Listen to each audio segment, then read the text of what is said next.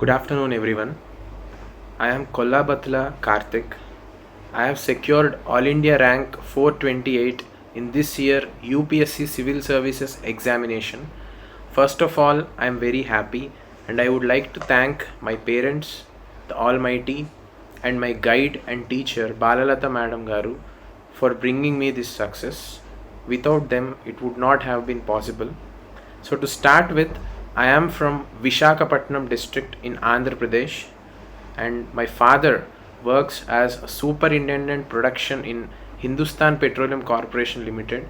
My mother is a housewife, and my brother is doing his dual degree in computers.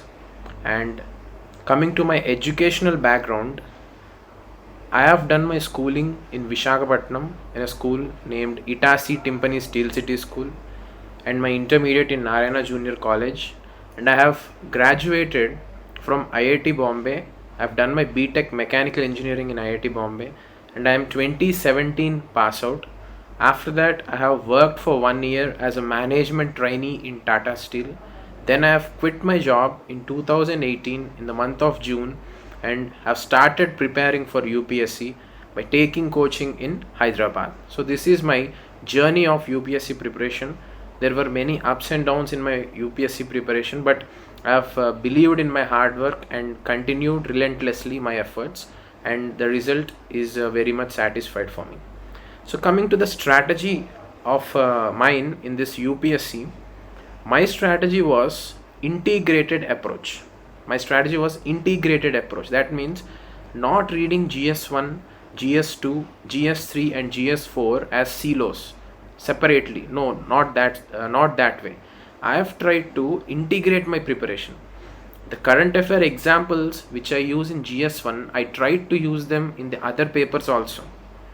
And also the quotations which I use in GS4, I tried to use them in the other papers. Similarly for essay, the entire knowledge I have used that, including the optional knowledge, to write good essays. In the similar way, when I started preparing for prelims, at the same time I used to start focusing on writing good answers. Yes, it is my first attempt, so I may not have the knowledge base, but I used to try to write the answers and show them to my faculties. So in this way, I could give an attempt to start towards answer writing, and this helped me a lot. In fact, after I cleared prelims, there was hardly 2.5 months, and in that short span of time, I was able to manage all the subjects. Because so in that way, after prelims, hardly there is 2 to 2.5 months for giving the mains. So in that 2 to 2.5 months, I was able to work upon on my speed and my presentation skills, because I started writing answers right from my prelims preparation itself, at least 4 to 5 answers a day. So in this way, integrated approach was my strategy, right? And coming to GS 1, 2, 3, 4, my strategy for these papers was on three important things. First thing is speed. We must be able to develop our speed so that we can finish the 20 questions within the given time. That is the first thing I tried to work upon. Second thing is presentation skills. How much soever content I have, if I am not able to present it properly, then it may not reach the evaluator, and ultimately it will affect the marks. So presentation skills, where to draw the flowcharts, where to draw the diagrams, where to give the quotations, and how to structure the answer, whether in a for point way or in a paragraph way. So all this I was trying to take care of. So this is the second dimension, that is the presentation thing. And the third important factor which I tried to focus on is content. How much relevant content do we have with respect to the UPSC syllabus? What are the various current affairs examples I can cite in my answers? How much quotations or how many quotations do I have in my hand to quote them in the GS4 answers or in the essays? How much data do I have which I can quote in the GS answers? So these are the three things: answer writing, presentation skills, and content. Right? So speed, presentation skills, and the content. These three were the things which I tried to focus in the mains preparation, especially for GS 1, 2, 3, 4. And as I have told before also, I was using the examples in GS2 if needed in GS4 also, right? So in an integrated way I tried to tackle, because the name itself suggests GS is general studies. So if we go by that logic, the preparation for GS 1, 2, 3, 4 should be in an integrated way, right? So this is about my answer writing strategy. So coming to the ethics paper strategy, so ethics paper is one beautiful paper. Actually we can fuse, or we can converge all the thoughts we have in the ethics paper. There is a lot of scope in the ethics paper, right? We can express our thoughts, we can express our opinions, we are asked to express our opinions, we can cite the quotations, we have to cite the examples. So all these we need to take care of when we are writing an ethics answer. So some things which I made sure when I write an ethics answer is, first thing, I will try to connect it to the current affairs examples, any recently happened incidents. That is the first thing. Second thing, I would like to bring as many quotations as possible of Rabindranath Tagore, Mahatma Gandhi, etc. and so on, right? So quotations. And also I would like to bring case studies into my ethics answer. And ultimately I would like to give my opinion also.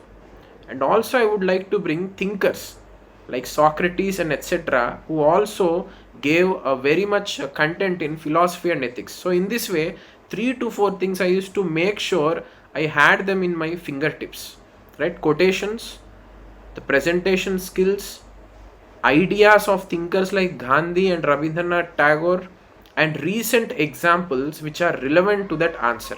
So all these I used to make sure I have written them in the ethics answer. This actually helped me a lot. In fact, we can go to an extent of citing Sanskrit lines also. Sanskrit lines also can be written for ethics answers. For example, there was a case study in 2019 mains GS4 where I had the privilege to use Yatra Naryantu Pujyante Ramante Tatra Devataha. So I was able to use this Sanskrit line when there was a case study related to sexual harassment on women. So in this way, we must be in a position to use and give as many dimensions as possible to the ethics paper, right? So this is about ethics paper strategy. And coming to the books and online sources, the first suggestion, or the first thing which worked for me and I am suggesting for you also, is minimum resources policy. Just go with minimum resources and maximum impact policy. What does this say? This says keep the resources as less as possible. Try to explore all the resources and find the resources which best suit your way of preparation for UPSC. Keep those resources with you, revise them as many times as possible, and make sure those revisions create an impact on your answers. So that is what I followed. For example, if we take current affairs, few suggest magazines in the market of some institutes, few suggest newspaper and notes making from newspaper, few suggest PIB, Press Information Bureau. Another guy will say PRS is also a good source of current affairs. And also we get advices that Yojana and Kurukshetra is also very much important for current affairs. So these many resources are there just for current affairs. So what I did was, I tried to go through all these resources at the beginning, and I handpicked some of the resources so that things don't overlap. What I read in PIB, I should not be reading the same thing in PRS also. So what I did was, I selected few resources out of this, so that I can optimize my preparation. I need not read the same thing in different sources. That is what I made sure. If I read something in PIB, I'm not going to touch that in PRS.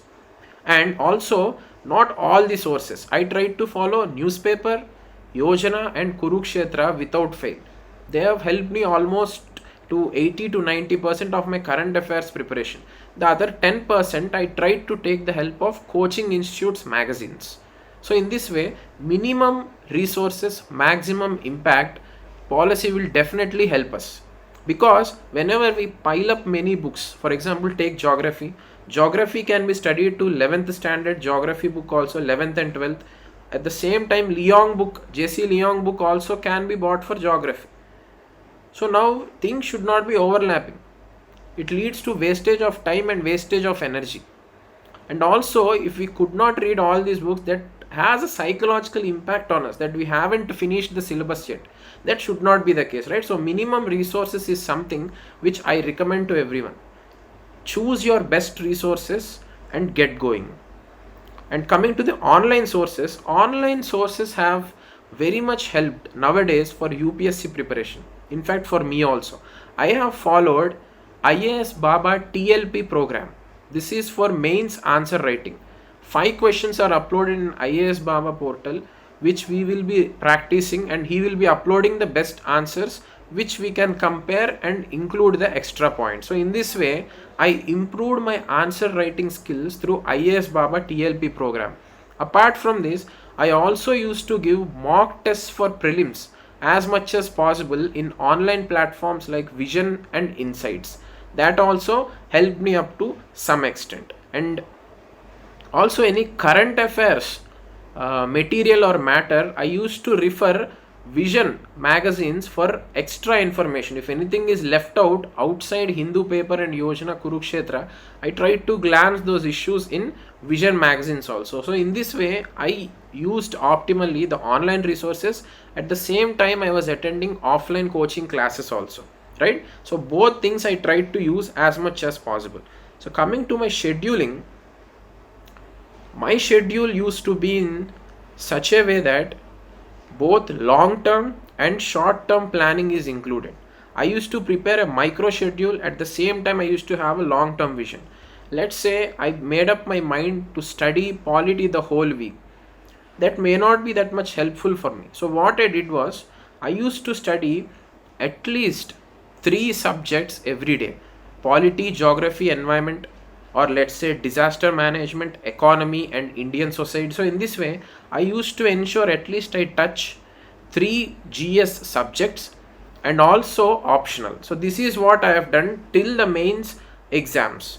So I tried to ensure I touch upon at least 3 subjects in the general studies and also my optional every day. And whatever topics I used to see in the newspaper, the issues, I tried to connect them to the subjects which I was reading that day. So in this way, I used to ensure I don't lose balance, or I don't lose grip in any of the subjects. Ultimately, we have to score decent enough in all the papers. Only then we will be making up to the final list. So with this logic, what I tried to do was to make sure at least I go through 3 subjects and optional subject every day. So this is what that helped me in my scheduling. And my daily routine is just like normal routine. I used to make sure I study 9 to 10 hours dedicatedly for civil services every day. Apart from those 10 hours, I used to do some household chores because I used to live individually in a penthouse, so I used to have some work, and I used to make sure I balance my physical health and mental health also. They are very much important in UPSC preparation, especially for the students like me who go to Hyderabad and Delhi for coaching. Food issues, health issues, proper sleep, and physical fitness, these all are also equally important. A healthy body makes up a healthy mind, right? So that is why we need to have physical fitness and mental fitness. We have to balance these along with our preparation. That's what I tried to ensure. So this is my daily routine: 9 to 10 hours of dedicated preparation every day, guys, not more than that. And my timetable, as I've already said, it is dynamic timetable. I mostly used to avoid setting up timetables like this whole month I will study polity or this whole week I'll study geography. No, that was not my approach. I tried to make sure my timetable accommodates as many subjects as possible. If I am studying polity, geography, and environment today, I would be practicing answers on economy, and I will be reading optional, and I will be writing one essay. So in this way, I used to make sure I touch upon all the things. So in this way, my scheduling or timetable used to be there. And this is my second attempt, or rather I should say first serious attempt. I gave an attempt after my graduation in the year 2017 just to get the flavor of the examination, the difficulty levels of the examination.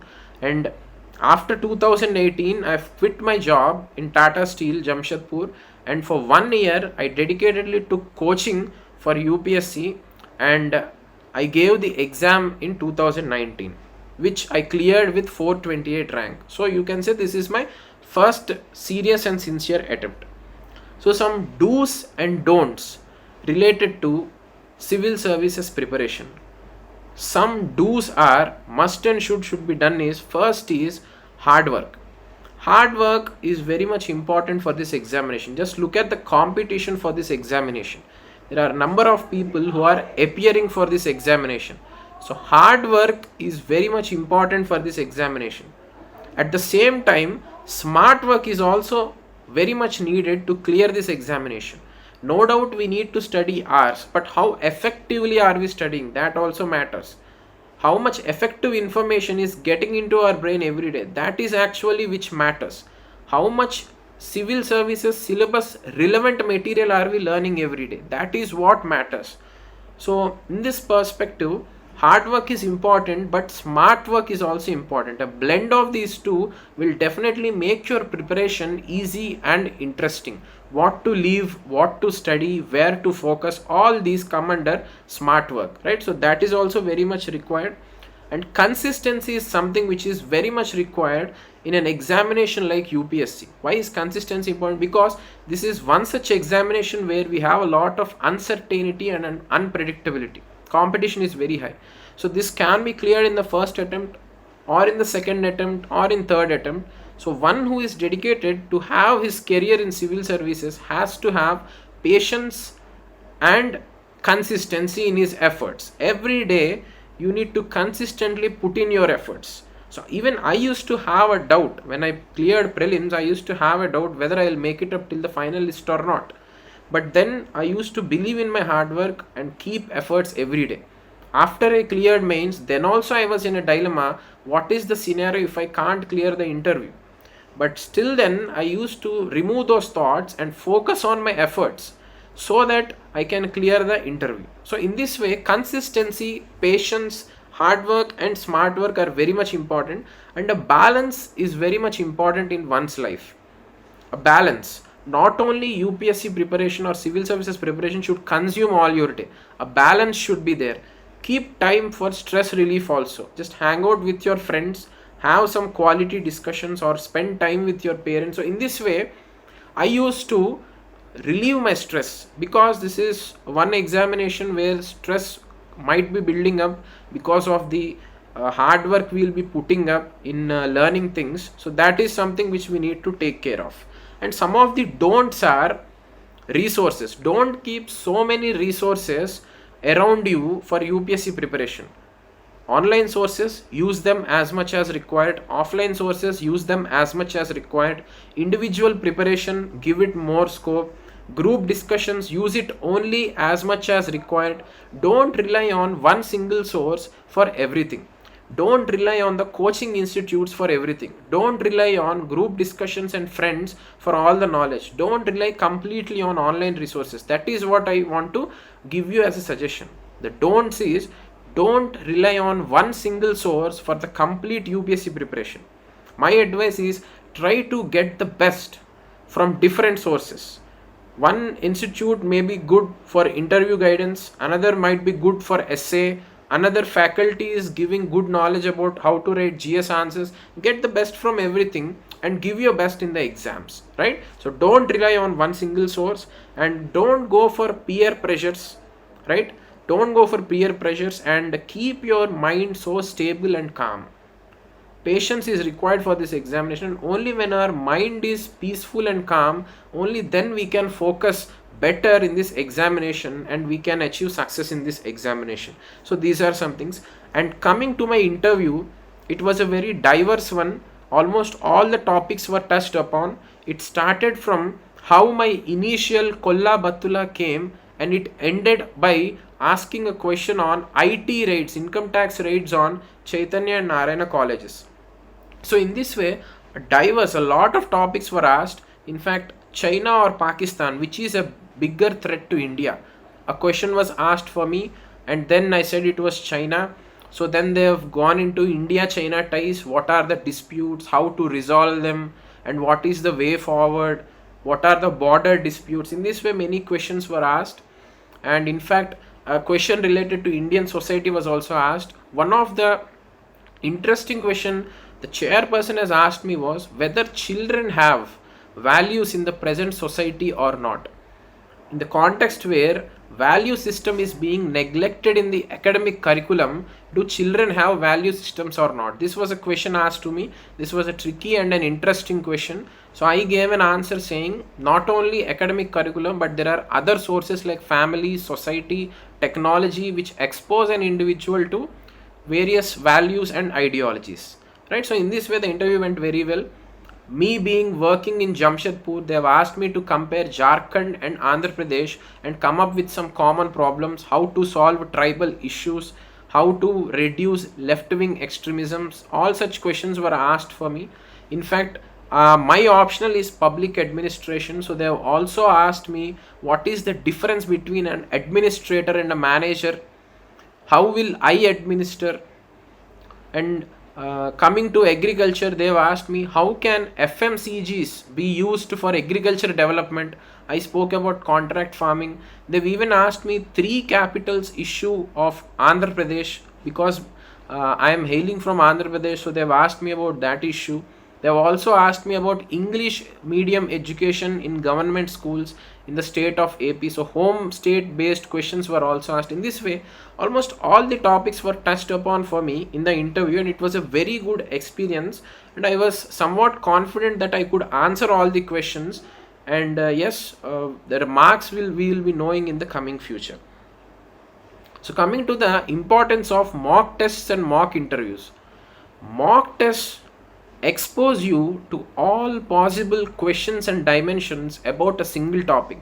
Let's say a topic like GST, one test series will be testing you in one dimension, another test series will be testing the same topic in another dimension. So as many mock tests as possible will help you to get knowledge in the prelims oriented approach, even for mains also. So one issue, how to analyze it in different dimensions, we will get to know that only through mock tests. Only when we give practice we can know our mistakes also. And if we do mistakes in the mock test, definitely those mistakes we will not be doing in the main examination, right? So in this way, mock tests are very much important.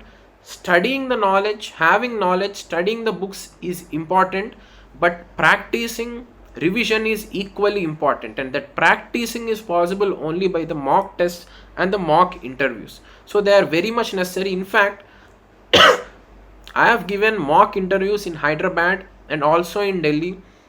So these have helped me a lot. Why? Because mock interviews exposed me to all possible questions from a detailed application form, DAF. That is my entire data will be there in that, and from there only mostly questions will be asked.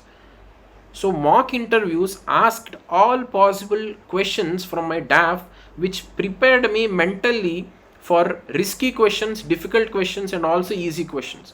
So all in the final interview of UPSC, almost many questions which the panel has asked, I was exposed to those questions before itself in the mock interview. So in this way I could answer them more confidently with better presentation skills, right? So that fetched me a lot in the interview. So mock interviews and mock tests are very much important.